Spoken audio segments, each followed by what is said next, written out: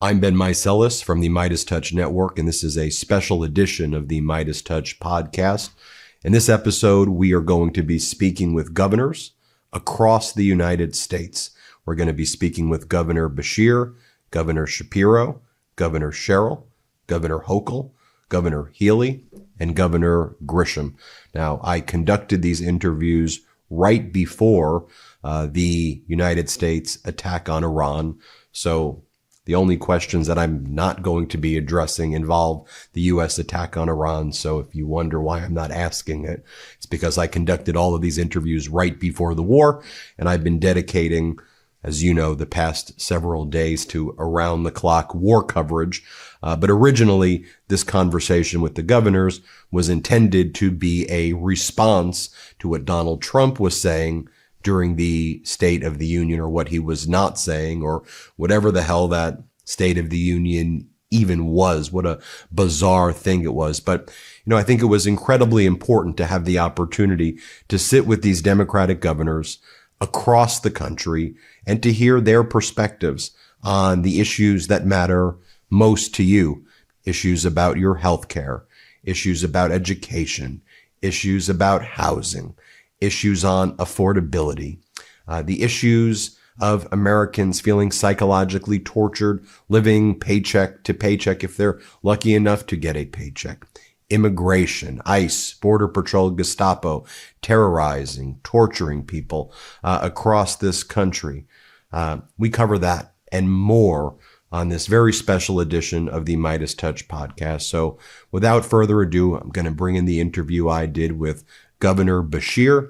Let's bring in that interview with Governor Beshear. Governor Beshear, it's great to see you again. This is the governor's response to Donald Trump's State of the Union. We're talking to a lot of different Democratic governors today, getting their reaction first and foremost to whatever that was that Donald Trump gave.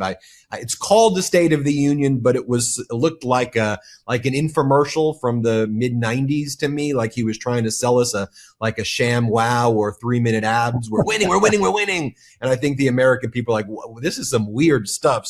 And dangerous stuff. What was your reaction to the State of the Union, Governor? Well, State of the Union was way too long, and it was entirely out of touch. This is a guy saying this is the golden age of the American economy. Well, maybe to his own family that's profiting off him being president. But so many American families out there are struggling to pay the bills. Yet we have a president that doesn't hear them, doesn't see them, and will not do anything to address their challenges. The other thing that stood out is he had the gall to say he had protected Medicaid. His big, ugly bill guts Medicaid. There has never been legislation more harmful to it. It threatens 35 rural hospitals in Kentucky. It had fired 20,000 healthcare workers here. It kicked 200,000 people off their coverage, and every single one of those hospitals is the largest payroll in their community. So if the rural hospital shuts down, so does the restaurant, the coffee shop, the insurance agency, the bank. This is a punch in the face of rural America, claiming he protected it. A lot of people are already suffering and are going to suffer even more because of it. You got to fight against and not a partner in the federal government, which is what governors are used to in a federalism system, uplifting, partnership, helping, but just outright antagonistic. And Kentucky's still done some great things last year, a lot of great things, and setting records and sending goods internationally. And you've had to fight this, and you still have managed. But I just think, though, with all the great things Kentucky's done, I also think how great it would be if you had a partner, over there who actually helped the people and didn't fight it. It could be 3x, 5x what it actually was. Absolutely. That is what it is, 100%.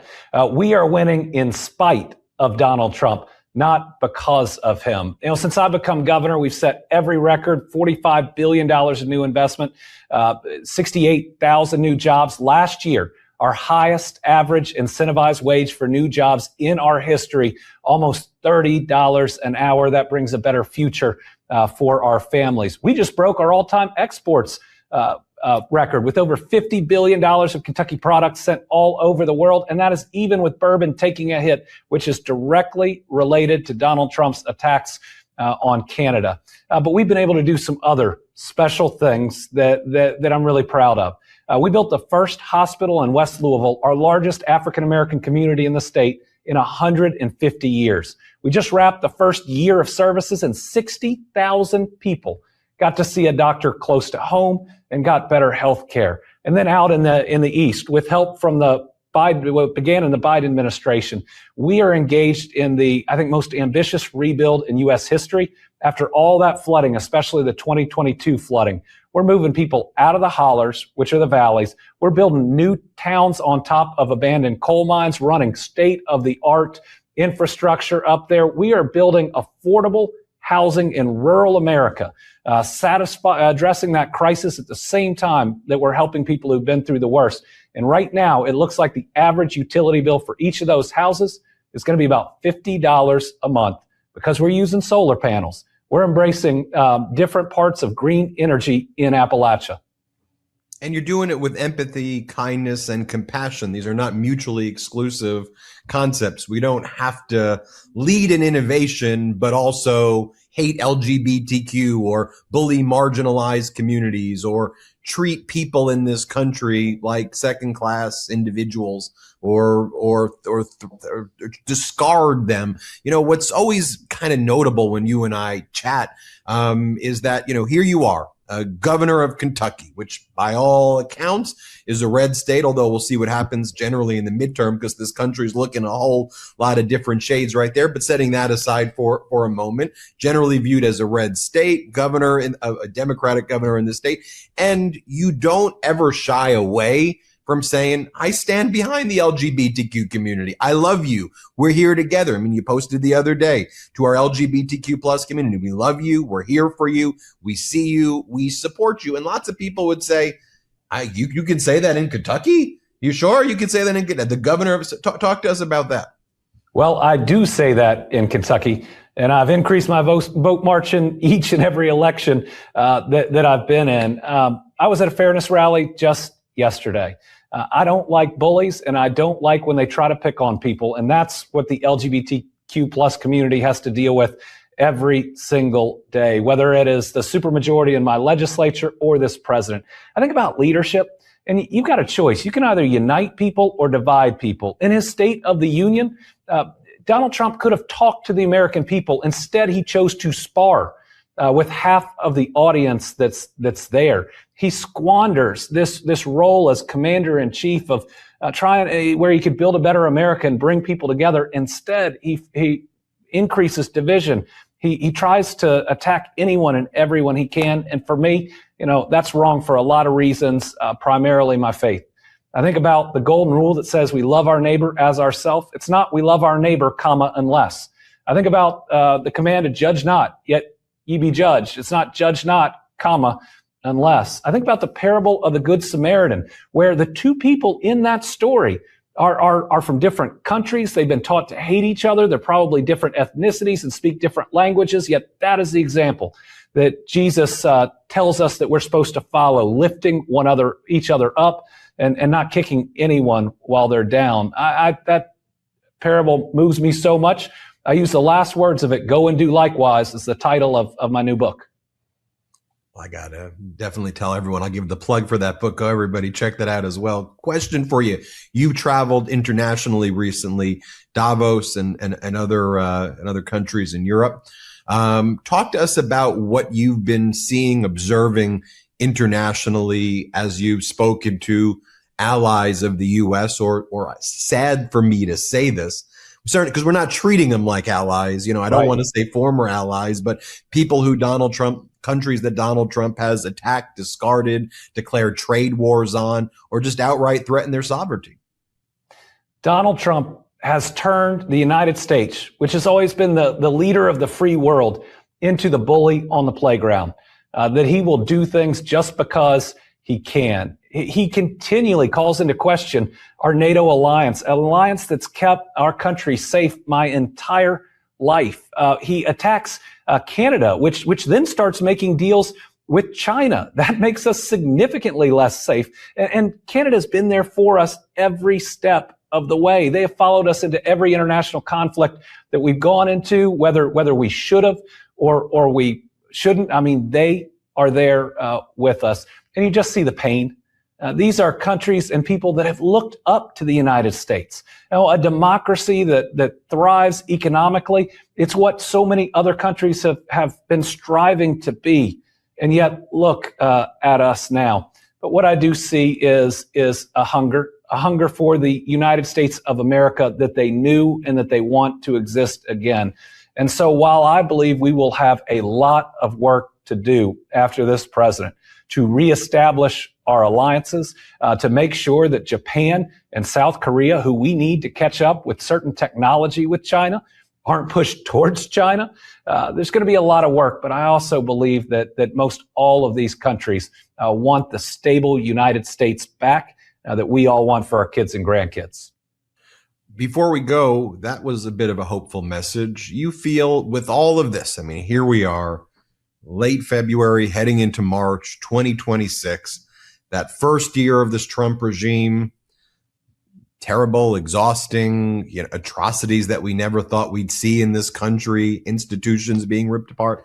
The people have been resilient, though. I mean, that's something. So what's your kind of state of American address looking forward before we go? I am hopeful for the midterms. Why? Because last year, two Democratic governors, Abigail Spanberger and Mikey Sherrill, didn't just win what should have been tough races. They trounced their opponents. The American people want better than the presidential leadership or lack thereof they're getting right now. I believe people at their core are good. And this level of cruelty and anger is not who we are. This president's desperate. He knows he's about to lose big. And so he's throwing all different ideas out there about how he could try to openly rig the elections, claiming they might send ICE agents, but they underestimate the American people. If you try to mess with our elections, I think you will see the longest lines at polling locations we have seen ever. I think you'll hear people singing, and I think you will even have conservative Republicans voting for Democratic candidates if they try to mess with the bedrock of our democracy, and those are our rights to vote. Governor Andy Beshear, everyone check it. I wasn't even told to plug the book, but it's everybody go and read it. Check it out. Governor Beshear, we appreciate you as always, man. Thanks for your leadership here and internationally, where we need strong American leadership to let our allies know that there still is a future for us. Thank you for having me, and Go and Do Likewise is available for pre-order wherever you purchase your books. I want to thank Governor Beshear for taking the time to speak with me. What an incredible governor he is. Next, I want to bring in Governor Shapiro, of course, from the great Commonwealth of Pennsylvania. Let's bring in my friend, Governor Shapiro. Governor Shapiro, it's great to see you as always. We want to talk about your reaction to the State of the Union and how you see our State of the Union, how you see the Commonwealth, how you see this country moving forward. But of course, some breaking news is that you uncovered that the Trump regime had secretly, they didn't do this in a transparent way. They've been purchasing these warehouses, but kind of under the radar and secretly converting them into, detention centers, which across all political spectrums, people are like, not in my backyard. I don't want this here. And let's talk about your response to that, because the way they handled it, very inappropriate, and also what they intended to do, alarming. Yeah, that's exactly right. I'm here in my office in our state capital in Harrisburg, but just a few hours ago, I was in Berks County, Pennsylvania, the site of one of the two massive detention centers. And Ben, think like those big, like Amazon warehouses, even bigger than that. And they want to house up to 9,000 human beings in there. It is not only, I think, immoral and wrong. We don't want them here in Pennsylvania, but they were done in total secret. I mean, literally, Ben, they purchased the facility and recorded the deed in secret before the local county commissioners could even learn about it. I met with a bunch of those county commissioners, local officials. By the way, Ben, whole bunch of Republicans who do not want these facilities in their communities. And I don't want them anywhere in Pennsylvania, not only for the reasons that I think you and I would agree on. They're immoral, they're unjust. But there's also very practical reasons why they don't belong in these communities. Let me just give you one. You're going to laugh at me here, but it's important. The local impact will be devastating. The entire water system in one of these communities services 700 homes. If they connect, when they connect one of these ICE detention centers to that local water source, they will literally run dry that water source for the entire community in less than 24 hours. That means you'll go to your kitchen to fill up a pot of water. No water will come out. You will not be able to flush the toilet in your home. I know that may sound like small potatoes to some of the people watching this. That's a huge deal in these communities. So not only are they violating people's constitutional rights, not only are they violating human rights, they're also creating all kinds of headache and heartache in these communities. And by the way, communities that overwhelmingly voted for Donald Trump. He's now turning around and screwing over these very communities that had his back. By the way, if this is so popular, like he claims it is in the State of the Union, we'll pivot to that, right? If this is winning, it's like a weirdo infomercial that he was doing from like the mid-1990s. If that was the case, wouldn't you want to do a groundbreaking if you were him and Noam? You would say, look at the great thing we've done. We brought it here in Pennsylvania. This is amazing. Instead, they do it in secret. They admit that people don't want this, and they still do it in secret. That's an issue as well. They do it in secret. And by the way, if this were so popular and the president was so right, don't you think the Republican office holders would have been saying, no, Gov, we do want this here in our community? They weren't saying that. And so, look, we are aligned here in Pennsylvania on trying to stop this. You know my record taking this administration to court 20 times, just as governor, forget even as attorney general. We haven't lost. And I'm going to use every legal power I have to stop these facilities from ever being able to be opened here in the Commonwealth of Pennsylvania. Talk about your reaction to, State of the Union is what it was called, but I'm used to State of the Unions where, first they don't go an hour and 50 minutes, but then also the person lays out, okay, this is the policy, this, and this. And instead, we heard winning, and I'm just like, what is this? Like, this is is weird. And then it's dangerous. And then it was divisive. It was just and then he got tired at the end and it looked like he was going to fall asleep. The whole thing was bizarre.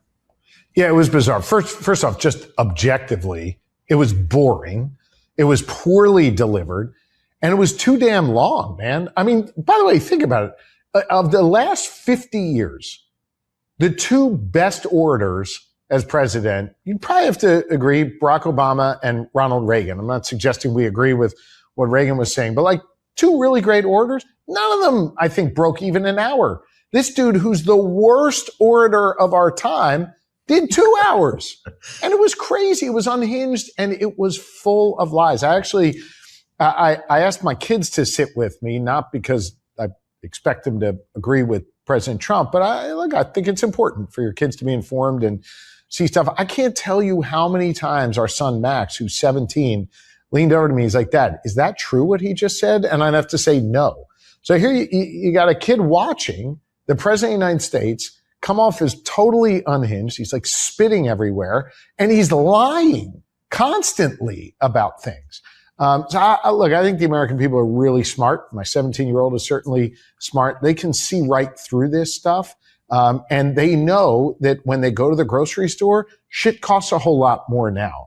When they turn on the TV, there's chaos in the country. When they watch what's happening in Minneapolis, they see real cruelty. Every day they see the corruption of this president. So you can't convince the American people to unsee things they saw with their own eyes.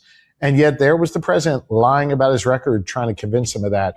That's why it's not going to work. I don't think it's going to change his standing in the country. If anything, I think it galvanizes people even more to say we need a change. And look, these midterms are the next opportunity for that. Yeah, look, I think it's just gross. Like, I mean, just watching the whole thing, the lies, the divisiveness, the tonsil stones flying out of his mouth. I mean, what was that? Yeah. It was these tonsil stones, and it would just, it was everywhere. I mean, just look, I know in the swing of things, that's not something, we should like, let's not do the next 3 minutes on tonsils. But if you had a former president who was just up there freaking coughing tonsil stones the entire time, I bet you it would at least be a story. Just fascinating that this stuff doesn't get covered. Anyway, moving away from that. I would also say there's something like, I was embarrassed as a dad when my kid had to watch the president of the United States yell at certain elected officials in that chamber simply because they wouldn't stand up and clap or bow down to him or agree with his position on things. I just thought it was so mean-spirited. Look, there's always this dichotomy of some people stand, some people sit, but it tended to be based on like a difference in policy, right? That's okay. We should have differences on policy. But here he turns around and just lashes out at people who were elected by the American people to serve them in the Congress of the United States. And I thought he just came off as really unhinged, frankly. I agree. Let's talk about Commonwealth, what you see as, the state of the Commonwealth against all the stuff that Trump's thrown your way. Yeah. Strong. And, and you've set a vision for the future. Yeah. And you know what? You've done it in a way that's galvanized support from Democrats, independents, and a large group of Republicans there as well, and divided legislators. Because we focus on getting shit done, delivering real results for people. Look, we have the only growing economy in the northeastern part of the United States, the only growing economy. Our unemployment rate has been below the national rate for 32 straight months. Our businesses are opening and at a rate better than any other state staying open. We created the fourth most amount of jobs in the entire country right here in Pennsylvania over the last 3 years. So our economy is growing. Violent crime is down 12%. Fatal gun violence is down 43%. Test scores are up. Graduation rates are up. The number of teachers is finally growing again in our Commonwealth. And we've managed to do all of this, as you said, by bringing Republicans and Democrats together, but also by protecting people's fundamental rights and freedoms, allowing moms and dads and guardians to make vaccine decisions over their kids, not friggin' RFK, allowing women to continue to make decisions over their own bodies, being able to marry who you love, not ostracizing our kids for simply trying to be who they are. We're showing that we can bring people together in a way that is humane and kind, not mean-spirited, not cruel, the way we're seeing it the federal government. Every day we're making progress in Pennsylvania, despite the fact that the federal government is trying to take away our money, despite the fact that the federal government fights us every step of the way. I've got about 200,000, actually a little less than that, about 175,000 homes and businesses in Pennsylvania, largely in rural communities without high-speed, affordable internet. And the federal government won't release the money to connect those folks. I mean, this is the stuff we're dealing with every day. We're trying to do the blocking and tackling of governing and do good things for people. And the federal government tries to stop us every step of the way. And I think something that's becoming more apparent, and I see it even when I teach at USC and just speaking to young people in general, people are waking up to the fact that politics has been used to obscure and divide, and treating human issues as political divisions when there are basic truths that we all actually agree on more than we disagree on more. And when people kind of realize that, start there and then say, well, who's fighting for that? Then they come to the conclusion versus saying, which personality do I like the best? And then backing into I think that's a moment that's happening now. I'll let you end on it. It is. You can feel that. I certainly feel that when I'm out in communities every day in Pennsylvania, really the ultimate political swing state here. I think in many ways, the people I represent, they tend to be better than a lot of the politicians that represent them because these people are good. They're decent. They help their neighbors. And to your point about some of these issues, oftentimes the lines are pretty blurred between Republicans and Democrats on the ground level. It's just, it gets polluted in our toxic politics. A great example of that, frankly, is what I was dealing with just a few hours ago, where Republican office holders and Democratic office holders in Berks and Schuylkill County were saying to me, don't build these ICE detention centers in our communities. We don't want them here. Think about that. We're all in agreement on that. And we're going to try and work together to stop the federal government. So I couldn't agree with you more. I think people are waking up. Those lines are being blurred a little bit between the toxic politics that oftentimes defines Washington, D.C. And I think people are organizing around those core humane principles as opposed to the tribalism that Donald Trump wants us to be infected with every day. Well, that's where we keep the light, Governor. That's where we keep the light. Appreciate That's exactly you. right. Appreciate you. Good to be with you, Ben. Thanks. And congrats on hitting 6 million. Thanks, Governor Shapiro, for all you do. Thanks for joining us. Next, I want to bring in newly elected Governor Mikey Sherrill, the great state of New Jersey. Let's bring in Governor Sherrill. Governor Sherrill, so great to see you. We interviewed you a lot heading into you taking this position. And in a very short period of time, you've accomplished a lot in the state, keeping those campaign promises, focusing on affordability, focusing on what matters to the people of New Jersey. We're highlighting here the governor's responses to the State of the Union. I don't even want to. It was a very bizarre thing. I think we can call it a State of the. I don't even know what that was. But what's your reaction to whatever that was, and what do you want the people to know about the state of New Jersey? Watching that, I mean, you couldn't help but wonder. He said he was going to have this really long, some record-setting State of the Union. So one would have hoped he would have addressed all the problems he's created across the country. Those jobs numbers are horrible. Some real concerns about the economy, the tariff program, which is both illegal and raising costs on everyone, and then his constant attacks on working people. Here in New Jersey, we see it again and again. He keeps trying to illegally withhold Gateway Tunnel funding. I've been in court with him several times. There's an ongoing battle. We keep winning because what he's doing is illegal. But in the meantime, almost 1,000 workers aren't at work. I was talking to one of the laborers, Justin, who was telling me he has a child who's severely autistic. He's really worried about his health care. They're all getting pink slips. It's going on the backdrop of the fact that Trump has made over $1 billion that we've tracked, I'm sure far more, as working people suffer. And he doesn't care. In fact, I think he mocked affordability. So that should show everybody what we're dealing with, and that there is no pathway there. That if you really care about the future, if you care about your kids, if you care about what they're going to do with their life, we've really got to take a different path forward. And that's exactly what we're charting here in New Jersey.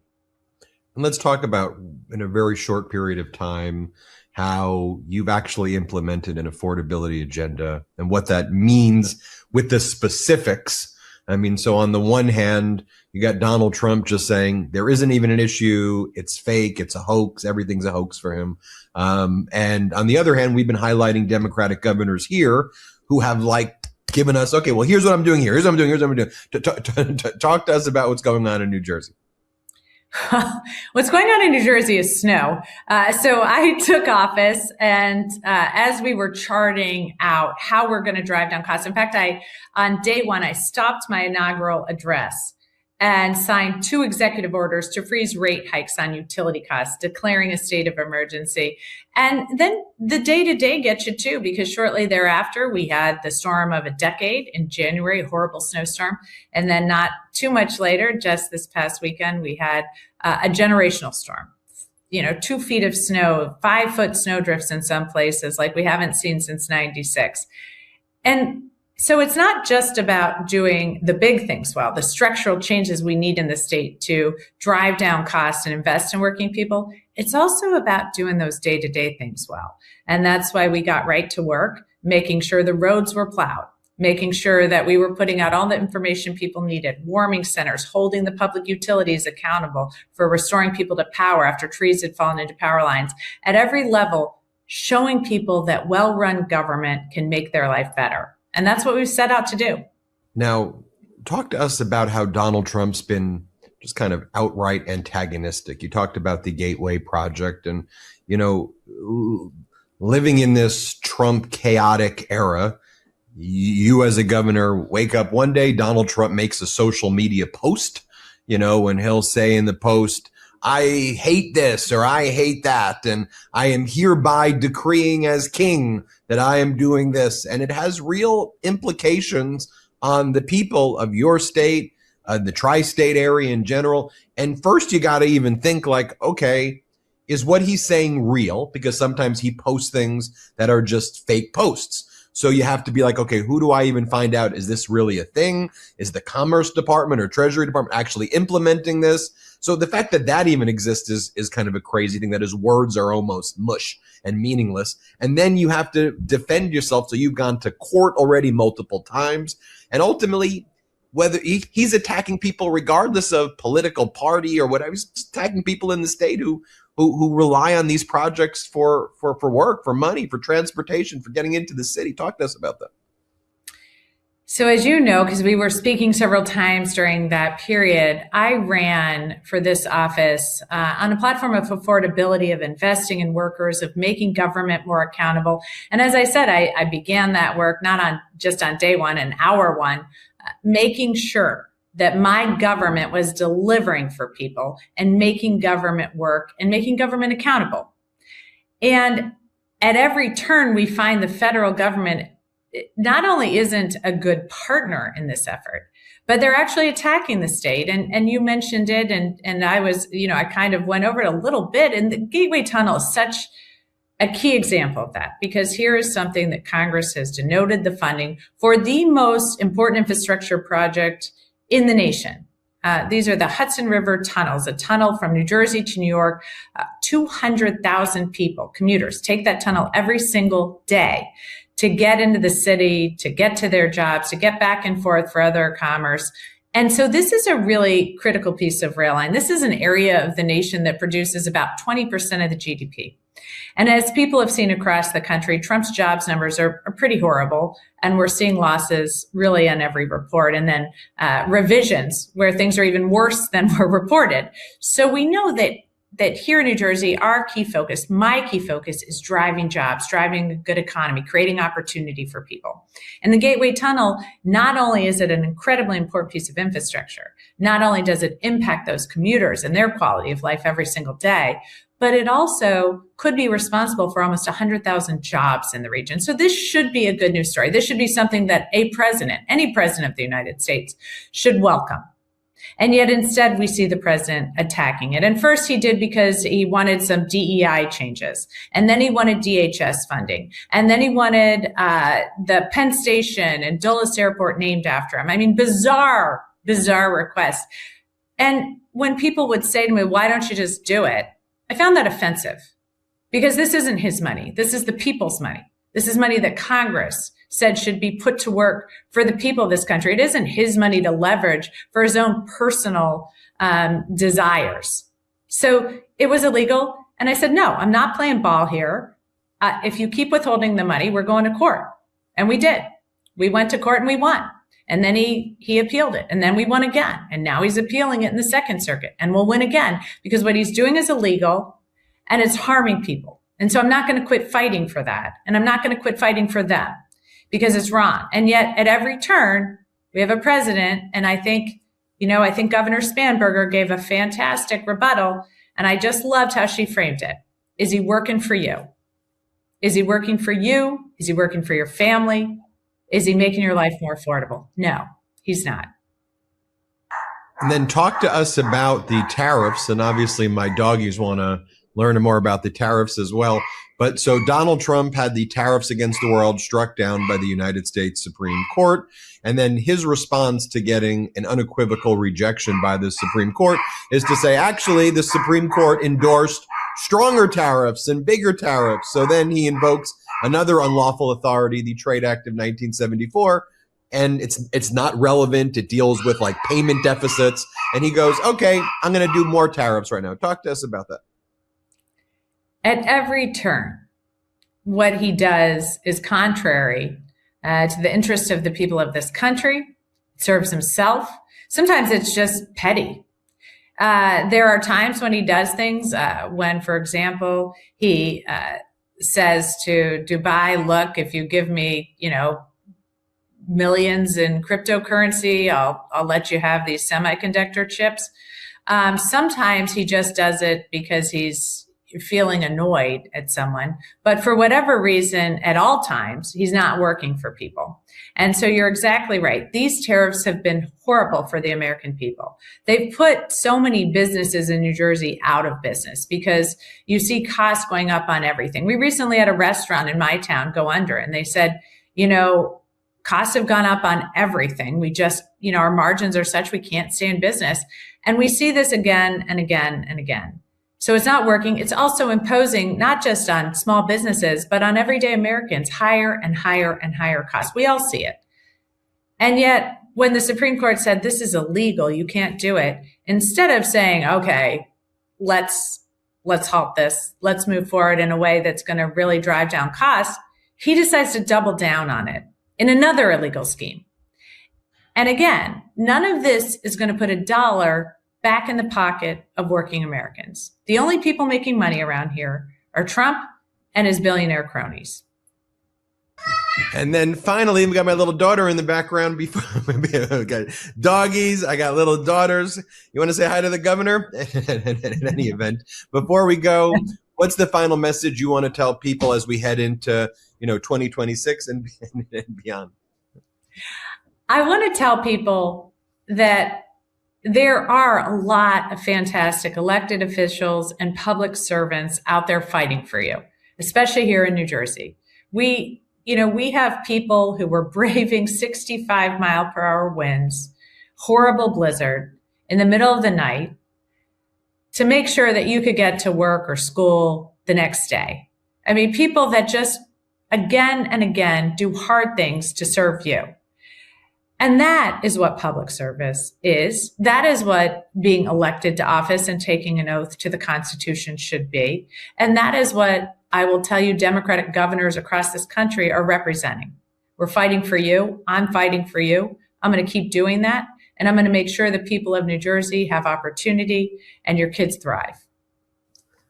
New Jersey Governor Mikey Sherrill. She discussed it all. You got to hear Taquito and Chaquito and Jimena all in one. And we got to talk about policy and making life more affordable for the people of New Jersey. Thanks so much for joining us. Well, thank you and have a great one. Next, I want to bring in Governor Hochul. Governor Hochul from the great state of New York, where I was born and raised and lived for 18 years of my life. Long Island is where I grew up. Strong Island, as we called it. Let's bring in Governor Hochul from New York. Governor Hochul, great to see you. We're highlighting here Democratic governors and specific plans and things that they're doing because people who watched whatever the heck Donald Trump's thing was, I guess they called it a State of the Union, are left not even, all the guy said is winning, which is weird and strange. So people want to really know what leaders are doing in states. So we're highlighting the governors of different states. So look, you've been not just using the word affordability as a catchphrase. You've been implementing concrete plans. So why don't we start there and talk about what actually an affordability agenda looks like in New York? No, I appreciate the profound contrast between what is supposed to be leadership out of the White House and leadership of Democratic governors, because it is a stark difference. And I listened to see whether or not the president had any plans to do what he promised to do during his campaign, reduce prices and make life more affordable and help in any way possible. And it was just tone deaf and silence. I mean, heard nothing. And so that allows Democratic governors to say, hey, I can't control Washington right now, not until we take back the House. And this time next year, we'll have Democratic leadership. I'm working tirelessly toward that. In the meantime, I've been talking about affordability my entire time as governor, 4 years, and not as a buzzword, as you said. We have implemented plans. This spring, people are going to feel the effects of the largest middle-class tax rate cut in 70 years in New York. We also have $1,000 for a child tax credit going to every single parent with a child under the age of 4. We gave out inflation rebate checks when we collected more than we expected in sales tax revenue, $2 billion. I said that goes back to New Yorkers in checks. So people got upwards of $400 in a check. And for those who scoffed at that and said it's not very much money, well, then you're doing just fine if you don't think you need $400, because that's not what I'm hearing in the diners and on the streets of New York. We're also providing free community college education for adults over the age of 25 who want to go into a field where we have high demands. Well, a couple of the biggest costs are the cost of housing, because we have not built enough here, and I need to drive down rents. And so we're going to be looking at changing some of the state laws that now require 2 years of review for the environmental review. We're going to streamline that, and that's going to take effect as soon as possible. And lastly, childcare. As a mom who had to leave her job working for Senator Moynihan a long time ago because there was not childcare, I believe that the federal government has a significant role here. They could really help states build out programs to provide universal childcare. But I'm not holding my breath with this administration, so we're doing that in New York. I launched it with our newly elected mayor of New York City, Mamdani, just a couple of weeks ago. And we're going to get there with different pilots starting in the city, but also expanding statewide. So we deal with high cost of rents, utility bills. We're coming after those this year. I'm going after car insurance. We have some of the highest car insurance rates in the country in New York. So I've got a whole package of laws that'll be I know will be successful in driving down the high cost of insurance and get us on par with other states. So I think about this day and night and what we can do, not just politically to show a contrast, but actually as government leaders, how we can deliver for the people who put us in office. You mentioned some of the work you're doing with Mayor Mamdani in New York City. That relationship between you and the mayor is, I think, gives a lot of people a great deal of optimism, how at the state level and local level, people can come together and work on things to really get things done. And people saw you during the campaign of Mamdani.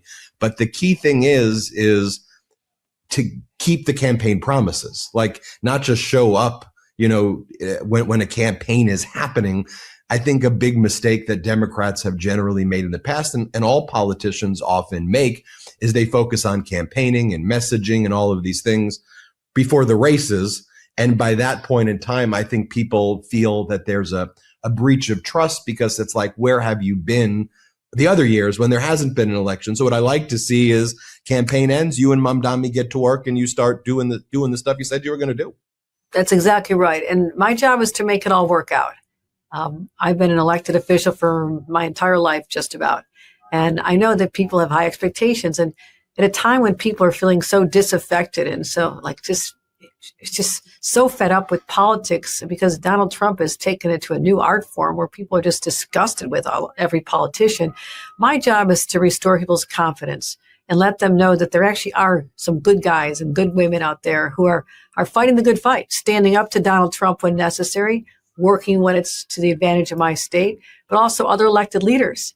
I think the mayor brought a lot of energy and excitement to his election, but he does have to translate that into results. And I'm a willing partner. We can get a lot done together, overcome challenges, but people don't want to see this tension and this fighting that, at least for New York State, was always there between the governor and the mayor. Just like it's always was this clash of giant egos. Check your egos at the door. You're there to do a job and to deliver for your people. And I embrace that. That's a different model of government here, different than people are used to seeing in a governor, but it's all working. Let's talk about tariff rebates. And Trump promised tariff rebates. He said tariffs were going to make people so rich that he was going to give people thousands of dollars, which was a total fraud by Donald Trump's. Tariffs destroyed people's lives. And now, after stealing people's money, because that's what the Supreme Court said in their ruling, basically, you unlawfully taxed companies, which passed it on to consumers, rather than say, okay, I'm going to do the refunds now of the money that I stole from the people. Trump doubles down and says, I'm going to invoke another law that actually doesn't apply, the Trade Act of 1974. And Trump goes, my lesson from what the Supreme Court did is, well, now I could drag this along for 14 months, do more illegal tariffs and steal more money. I know you're calling for a refund of over $13 billion. Can you talk through that and your Sure. general reaction to Trump's response to losing in the Supreme Court? Well, I was in the room when he found out he lost. That was an interesting experience. There was a handful of governors, a handful of Democrats and the Republican governors for an annual meeting. And he got the piece of paper and he looked down at it and he said, the Supreme Court just ruled, looks like they ruled against us. And, he took a couple of questions on other topics, but then he just said, I'm so seething about this. And he stormed out of the room.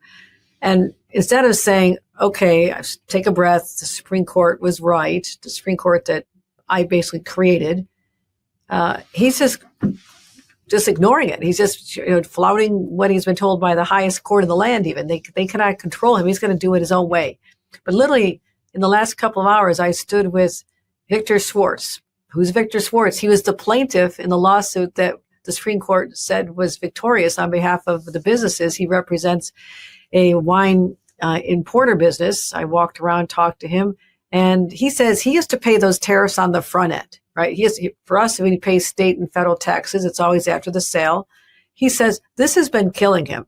He imports wines from 13 different states, and he says the markets are shut off. No one wants to buy American wines. He can't sell them elsewhere. But also the cost is just, he says, I've weathered inflation. I've gone through recessions. I've gone through a pandemic. This is the worst thing he's had to deal with. Now, that's one small business, one owner who has a business with his daughter, trying to live the American dream, give back to their community. And look at, they're being kicked in the teeth by Donald Trump. So people like that have a voice that needs to be heard. And he was victorious in that court case. But I want to fight hard on behalf of all New Yorkers who I know are owed at least $13.5 billion.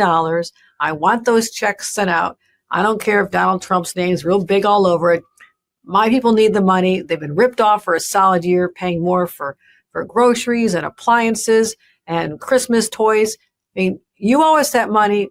I sent off a letter today to the Secretary of Treasury demanding that money because literally during the court case, federal government lawyers said, if we lose in court, we have a way to issue rebates to everybody. Okay, you've known about this since Friday. Send us the money. Yeah, their argument for getting an injunction that kept these tariffs was we promised to do the refunds. And so now they're like, but the Supreme Court never said you specifically need to do the refunds. The whole reason they took your case and the way they stayed the lower court rulings was because you said you would give the refunds. You said you would give the refunds. It's stuff like that to me where I say, I'm not even approaching this from a political lens. It's just, he's being a fraud. He's being a con man. Anyway, before we go, I want to make sure we talk about one of the initiatives that you're pushing forward as well, the Local Crimes, Local Cops Act. I mean, some pretty common sense things also like judicial warrants and ensuring that people's constitutional rights are being followed and not having masked Gestapo running around, throwing people into camps, just kind of normal American things. Well, we just had two horrific cases unfold in New York, like as we're speaking. One is that there was someone who came to this country with refugee status in Buffalo, my hometown. He's blind. He has a father. He was left out, literally dumped off and left to fend for himself 2 miles from his home when he was released by the Border Patrol. And he literally died on the streets. I'm going to check on the temperature, but I got to think Buffalo back in the middle of February was pretty darn cold. The cruelty and the depravity of leaving someone abandoned and fending for themselves, a blind man who had been pulled into the system, then dumped out. I want more answers on that. And that's just one more example of how their approach is. There's no humanity involved. Now we get word that there's been literally a raid on a college campus in a dorm room, which, first of all, is a home. In my opinion, that is a home and should be protected. You should have a warrant for that. But likely under false pretenses, when ICE banged on the door and said that they're trying to find a missing person and took someone. So if the facts are still unfolding, but if it's true that they misrepresented why they're there, they don't identify themselves, they violated the right of someone to be secure in their home. And so what we're trying to do, and you mentioned the Local Cops, Local Crimes Act, this basically says that we are going to ban those agreements that people like Bruce Blakeman on Long Island, who's running against me, by the way, has, where he has deputized his own police force to be embedded with ICE agents to do not criminal enforcement, which I support, fully support that, but to do civil immigration enforcement. And his own people went into a high school and took a 17-year-old man out, and we don't know where his whereabouts right now. So that's what's going on right now. And so we're saying local law enforcement deals can only be for helping in criminal cases. You can't just do it to help out ICE do their jobs. For God's sakes, they're an $85 billion agency. You have enough money. we don't want you here, but to the extent you're here, I'm not allowing you to distract my local police who are supposed to be there to respond to a car accident or a fire or a shooting or a drug deal. I want my local police focused on local crime, so I want to get that passed as soon as possible with the legislature. The second one deals with people's constitutional rights. If you've been deprived of your constitutional rights by a federal agent, you should be held to the same remedies, given the same remedies that you do if a state or local law enforcement individual violated your rights. Federal government should not be exempt. So we're trying to get that passed as well. And lastly, sensitive locations. ICE cannot go, once we pass my law, childcare centers, schools, places of worship, hospitals, your home. I mean, can you believe I have to put in that your home, which is protected under the Fourth Amendment right now, which is being violated every day of the week, that I have to actually say your home is protected from a warrantless search or a seizure? So I will do whatever I can to stand up for the rights of New Yorkers. It's a damn shame we have to spend so much energy when we're trying to just do our jobs, when we have to be fighting Donald Trump, fighting this aggression by ICE agents, and just doing everything we can to protect our people. But Democratic governors are up to the task. We are battle tested. We know how to do this. We govern. And I have a lot of confidence in them. Governor Kathy Hochul, the great state of New York, where I was born and raised. Thanks, Governor. All right. Thank you. Bye-bye, Ben. Thanks, Governor Hochul. We appreciate your time. We appreciate your vision for the state of New York. And I really like Governor Hochul working with Mayor Mamdani. I think they're a very good team working together. And interesting to hear from her about how they work together. Next, I want to bring in Governor Healey. I've had her on before. Incredible governor from Massachusetts. Let's bring in Governor Healey. Governor Healey, great to see you. This is the Governor's State of the Union, where we're asking governors of states and commonwealths across this country to, respond to what we saw, whatever the heck that Trump thing was. And then we'll talk about what we should be doing to support democracy and to support people here in the United States. So in general, what's your response to what you saw unfold in that State of the Union, whatever you want to call it? Yeah, I mean, look, I think that Governor Spanberger laid it out last night. We heard from Donald Trump what we expect to hear from Donald Trump at this point. A lot of lies, a lot of fabrication. He offered comments that seem to be detached from the reality of most Americans. I mean, most Americans right now are not out celebrating the stock market or the Dow.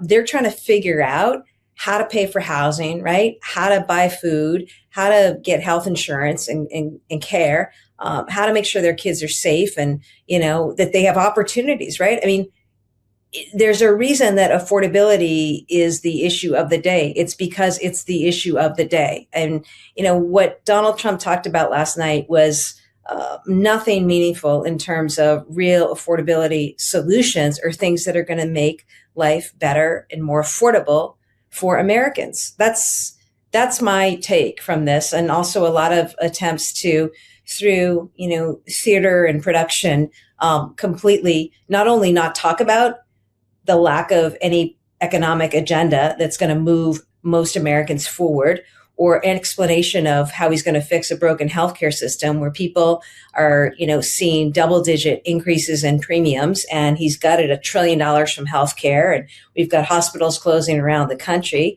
Of course, he didn't want to touch about ICE and the terrible tactics of ICE that's terrorizing families and communities around our country. Not surprised. He certainly didn't want to talk about Epstein and what's going on with the DOJ's incompetence. And I think at this point it's clear calculated efforts to not provide justice to those survivors. A lot of what I expected, Ben, to be honest, Yeah, it was like watching infomercial from like the early 2000s. Like I remember when I would be in undergrad and law school, there was like whatever it is, 3-minute abs, or there was like the sham wow or whatever it is. It's a chamois. It's a wow. It's a, you know, I thought I was watching an infomercial person, you know, saying, winning. You've never won so much. I'm not going to know what to do with your winning. And you won. And I'm watching this and I'm like, to your point, I'm like, this is detached from reality. And then when I see the Republicans over there, like clapping for this, I'm thinking this isn't even like adult behavior. It's not children behavior anyway. And part of the frustration I think that so many people see is like, why are people just normalizing this venom, this weirdness? It's clearly off, and yet you have people who have, you know, in the Republican Party pretended to be moderates. Like, you know, thought it was a great speech. That was a wonderful. What are you talking about? Did you watch that? Well, I mean, are you surprised? I mean, the courage of Republicans in Congress is, you know, at an all-time low. And what we see instead is courage of ordinary Americans stepping forward to speak up and to stand up for rights and for freedoms. And, you know, I got to say, with all of what happened last night, that's one speech. The question for him is he going to be able to deliver? He's not going to be able to deliver because, you know, when you look at tariffs, which are a tax on all of us, his response is to double down. Even though the Supreme Court slapped him down, he's just gonna double down. So, you know, my takeaway is really like, as governor, I'm gonna continue to do what I need to do, which is to focus on what people need in my state. I'm trying to lower housing costs by building more homes. I've got 100,000 housing starts underway in just the last 3 years here in Massachusetts to drive rents down, to drive prices down.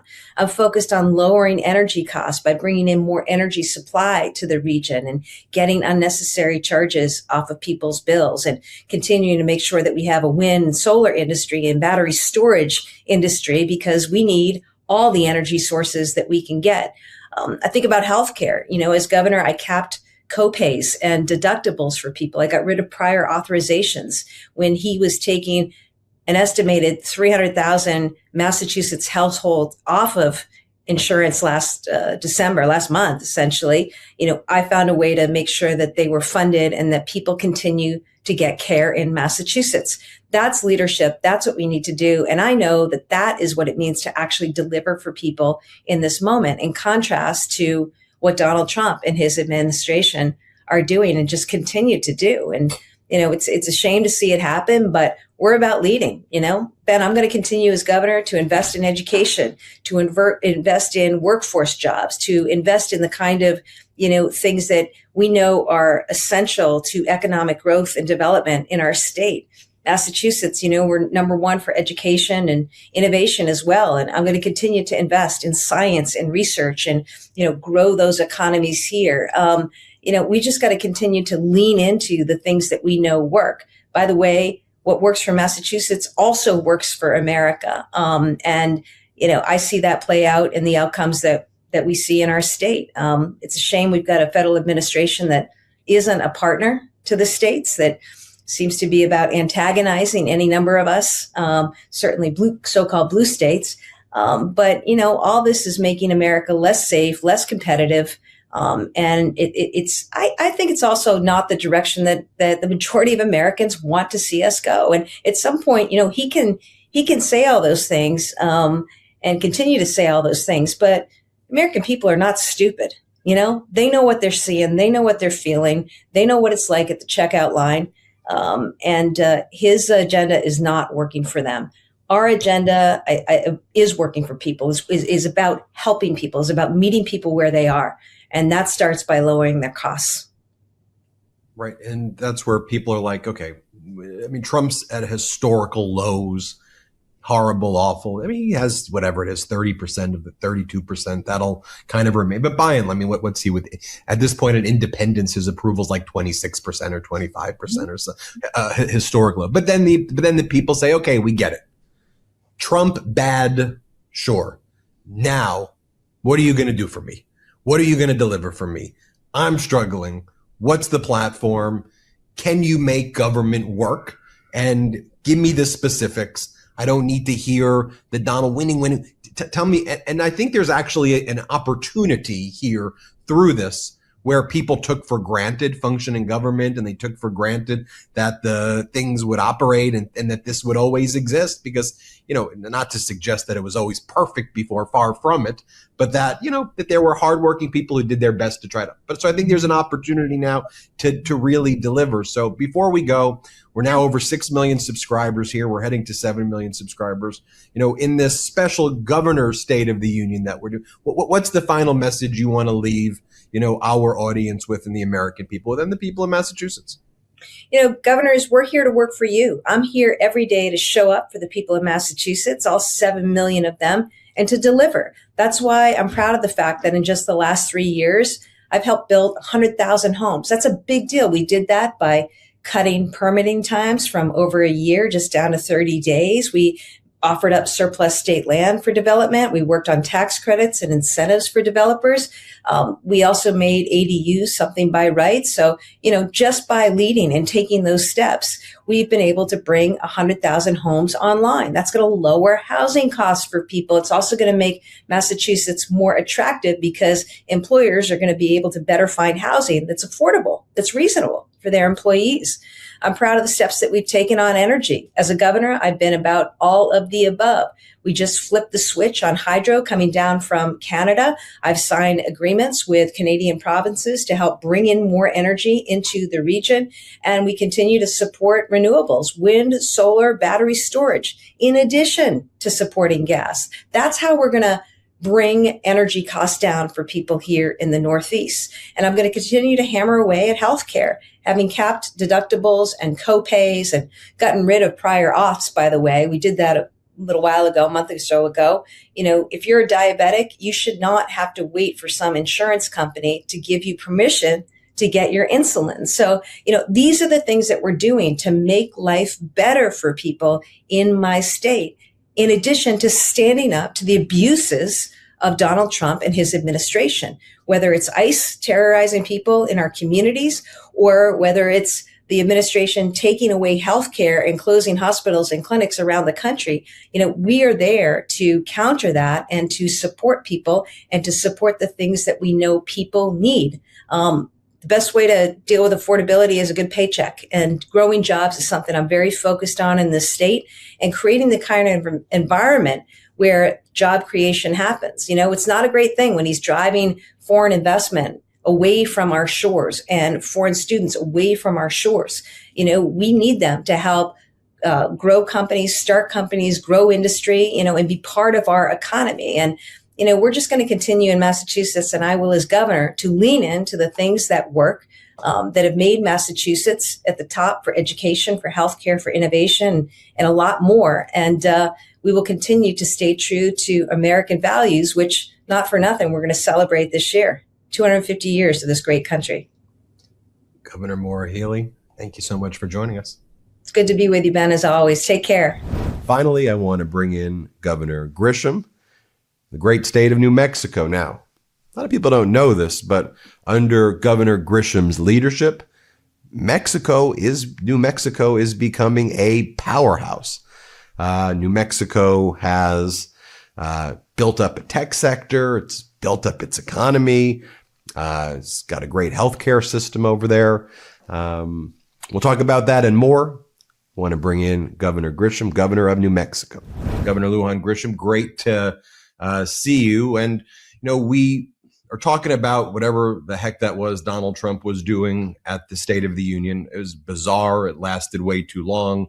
He just kept on saying the word winning over and over again, and that he's defeated affordability or something. I don't know what he's talking about. But let's talk about what's going on, in the great state of New Mexico under your leadership. Just a reminder to people, you were a member of Congress there from 2013 to 2019, then the governor since that period of time. And so New Mexico better than just about anybody. Talk to us about how people are feeling in New Mexico, what you're doing, what's your response to what you saw Donald Trump do at that State of the Union? Look, I hope people in New Mexico are feeling really optimistic about their futures. New Mexico, more often than it should, got labeled as a state of perpetual generational poverty. And I think today it is known as a state of perpetual generational opportunity. We just finished my last legislative session, a regular session, and we have funded universal childcare, first in the nation, not pre-K. We already did that. That's free and universal. So this is from 6 months old to before and after school programs all the way to 12-year-olds in every school system in the state. This is fully funded, free access to high quality childcare. And I'm really proud of that. It's a signature issue because when you're spending $15,000 to $30,000 a year on childcare, it means you can't work. You're not in the career of your dreams.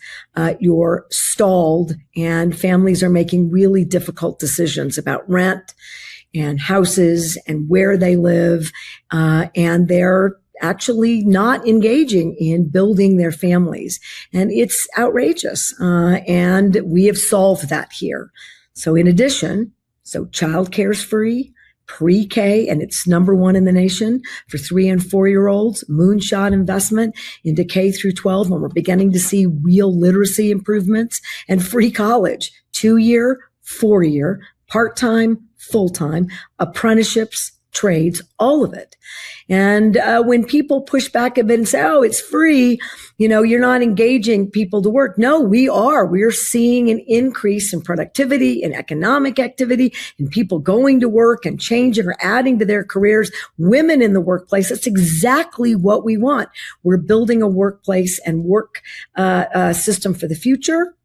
And we're focused on families and their affordability. And last thing, we're a place, and I hope you ask me, that we're leaning into making sure your healthcare is affordable. We've leaned in to make sure your utility bills are affordable. We're putting hundreds of millions of dollars into building housing and affordable housing options in a number of ways. And we're really laser focused. We want life to be meaningful, affordable. We want you to feel like your family's got unlimited opportunity in this state, and it's working. And it's working against the usual tricks by Donald Trump and MAGA to try to divide. What they've been very good at is finding issues that pit American against American or person against person here, while this Trump Epstein class, as they're calling it now, are out there literally kind of pillaging and taking the resources away from people and ripping away people's health care and, really making life more difficult so that they can get 12 yachts because 10 is just not enough, or 15 mansions because those 13 are not. But okay. But at the expense of working people. And I think people are starting to recognize that a lot of these issues that divide us are actually human issues, and they're being framed as political issues. But it's like, let's join forces. I think that's exactly right. They are framing them as political issues. So instead of taking responsibility and doing something, right, doing anything that could make it easier for Americans. He says he wants to focus on Americans. He's not focused on Americans unless you're a billionaire. That American he is squarely focused on, and also protecting himself from any liability, of which he has plenty. So he tells you to be angry at somebody else's fault. He's trying to bring in all this money. He's holding other countries accountable while he's ignoring and leaving you behind and telling you it's somebody else's fault. It's squarely his fault. He had a year plus to make good on any one of those commitments, to make it easier, to make it more affordable, and to focus on Americans, because these families deserve that attention and they want it and they're willing to work for it. This is the other. I am offended when he talks about young families or New Mexico Hispanic families in this generic terminology about they're not working. The hell they're not. They work hard every day. They show up for their families every day. They took a little state like New Mexico, and now we're number 9 for GDP growth in America. They work incredibly hard. We're now the high-tech capital of America. Fusion, quantum. We're doing all of this work because New Mexicans know a thing or two about hard work. You invest in fairness and equity for them, they'll invest and return that tenfold to you. And young people are now choosing and staying in New Mexico because this is, in fact, more than just the land of enchantment. It's the land of opportunity. And that's where Democrats are delivering over and over and over again around the country, and where this failed Trump agenda is leaving so many Americans behind. And if we had more Democratic governors and more Democrats in Congress, we could see a sea change of both accountability where it belongs and opportunity where it equally must be invested. Talk about healthcare. Yeah.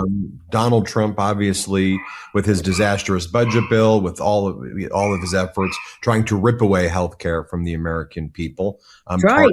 He did. He took away nearly $1 trillion in healthcare funding from Americans, and he hit rural Americans the hardest.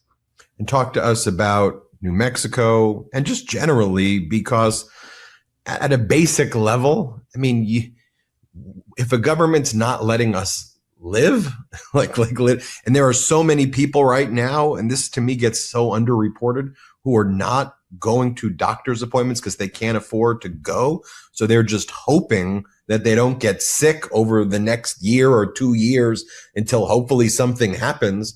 And there's probably thousands, tens of thousands, if not more, stories of people dying who could have been treated with preventative care, who are avoiding doctor's visits in America, in the wealthiest nation in the history of mankind. No vaccines, no health promotion, no public health, no access to private sector healthcare, people forced to go to the ERs. And what does that do? It means you're bankrupt again. It is the most outrageous situation ever. And because New Mexico's moving out of poverty, we went from 50th in childhood poverty to 17th in 2 years because of the things that you and I have been talking about today. Look, we cannot afford to let someone slip through the cracks in healthcare. So we took over the Fed's responsibilities in a number of ways. One, created a Medicaid trust fund. We're going to keep people covered in Medicaid. It's not something we can do forever. So this is a big political push. New Mexico's in a position to commit to families. We got you.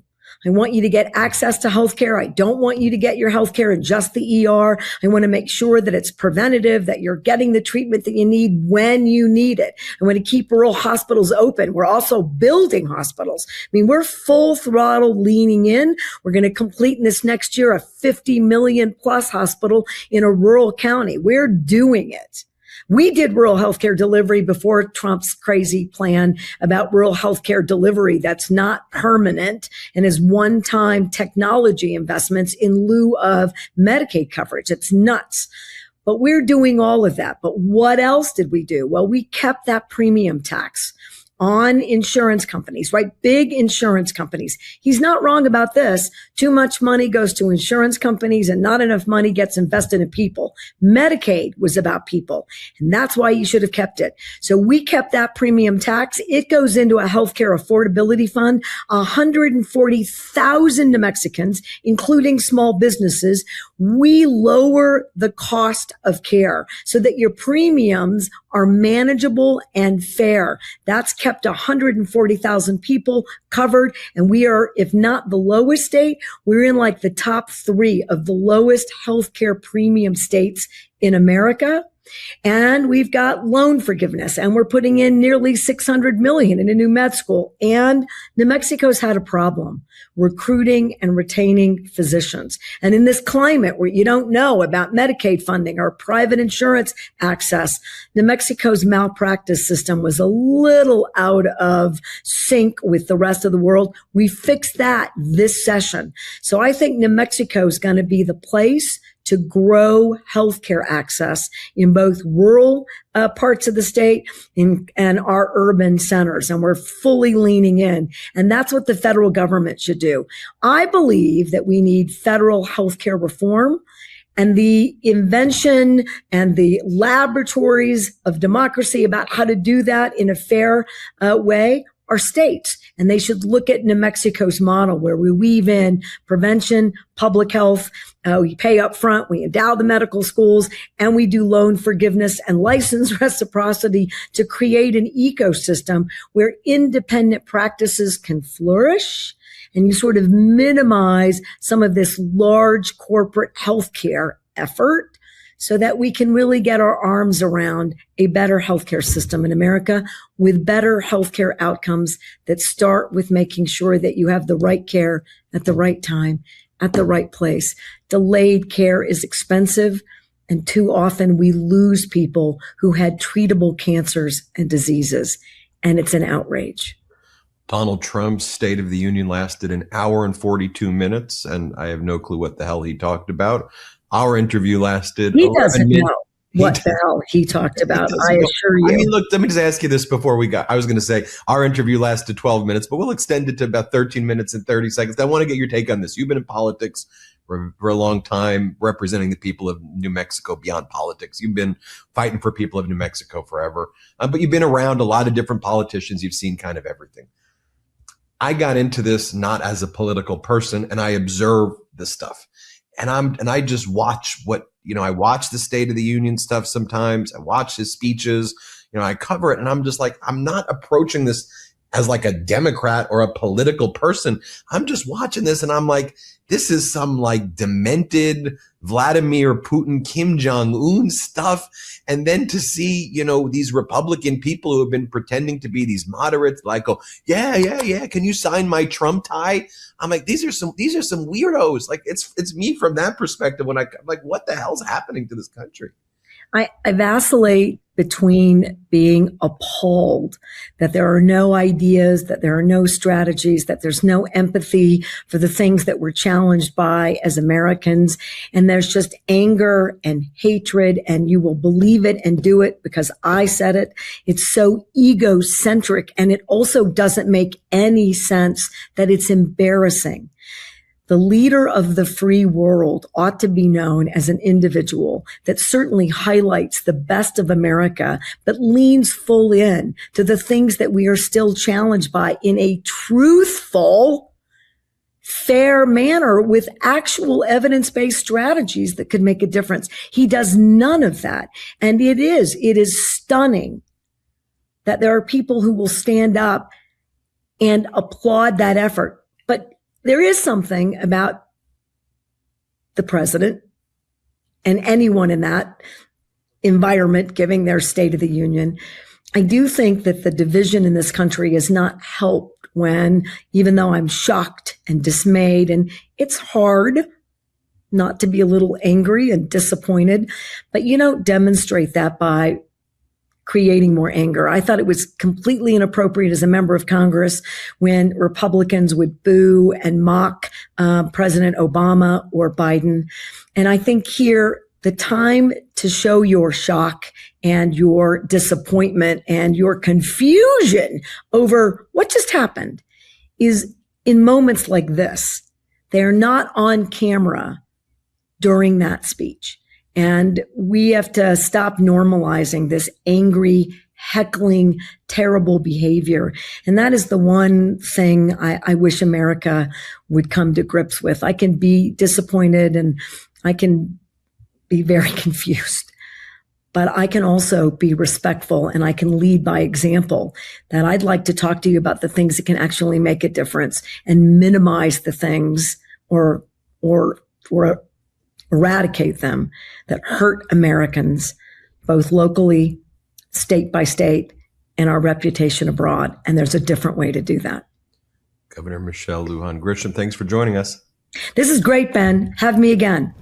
Well, I want to thank all of the governors, of course, for their time. Now, obviously, had I done those interviews after the U.S. attacked Iran, I probably would have asked a question about that. However, I think we have so much coverage here, detailed, granular coverage from all angles here on America's war against Iran and the war that's engulfed the Middle East, that I think it's important that we not forget about what's going on here in the United States, right? And what are the specific things that our representatives, or in this case, our governors, can be doing to make people's lives better? Isn't that let's never forget the purpose of governance.